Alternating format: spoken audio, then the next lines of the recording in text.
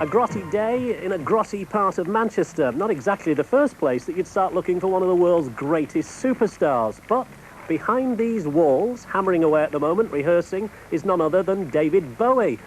Mind you, nowadays you don't talk to David Bowie, you talk to one quarter of a band called Tin Machine. It would seem the days of David Bowie are now dead and buried, and Tin Machine are apparently here to stay. But the tour itself, through Europe, has been great. I mean, the response from the audiences. I think if it were a simple rock band, there might be credibility in that. But as far as I'm aware, as far as I can see, there isn't a band around to compare it to, in as much as that it deals an awful lot on stage with experimentation and spontaneity of playing, improvisation. Is it one of the happiest periods you've had for some time then? I think I've gone in and out of happy periods over the last 4 or 5 years, and this one sort of seems to be going on a bit.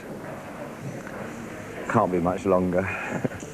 I read that you were desperately depressed at one stage. I was desperately depressed about 3 days after I was born. And I thought, well, there's no point in sort of, you know, crying over spilt milk. I'll just get on with it. And sort of I've done that a lot.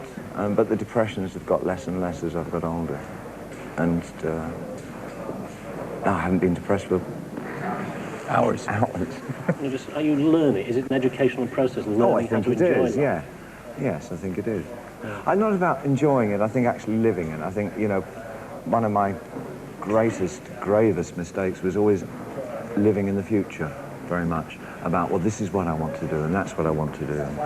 And you spend so much time doing that that you forget about today, and so you don't start living the day and all that. Very sort of trite, cliche, modernist kind of philosophy. But like most cliches, it's built on the truth. Cynicism is alive and well here. Do you think it's an important factor in rock and roll, having a cynical brain?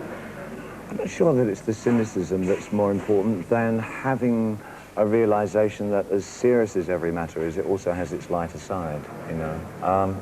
I think it's far too easy to get obsessive about the negativity of our lives. And actually a lot of it is quite ribald, in a way, and really not worth losing too much sleep over. Do you want to hear it? I mean, just hear Hunt play some drums.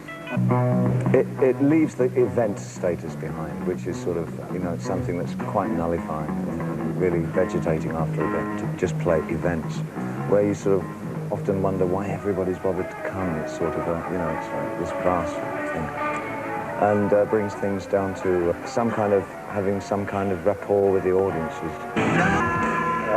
Yeah, from around 84 up through 88, there was this, for me, a sense of, I didn't quite know where the music was in my life. I really wanted to recover more of my life and then start thinking about music again. So I think I was fairly indifferent to music throughout a lot of the body of the 80s.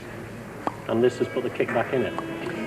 I think it's been reciprocal. I think forming the band with ourselves, I think, has helped a lot to imbue me with some enthusiasm for what I believe is really the thing that I do best. Yeah. But also, I also had the need to do this again. So the two things happened at the same time, so it was very good. A happy accident, I think somebody once said. Just to finish, yeah. You said you're never going back to solo. Is that no, still... I never said that. I said I wouldn't do the old songs again. And that's still in your mind? Oh, yes, absolutely. I'll never do them again. Absolutely not. Is that not a bit sad? For whom? For us. But I can't work for an audience. You can always buy the records, though. You can always buy the records, though.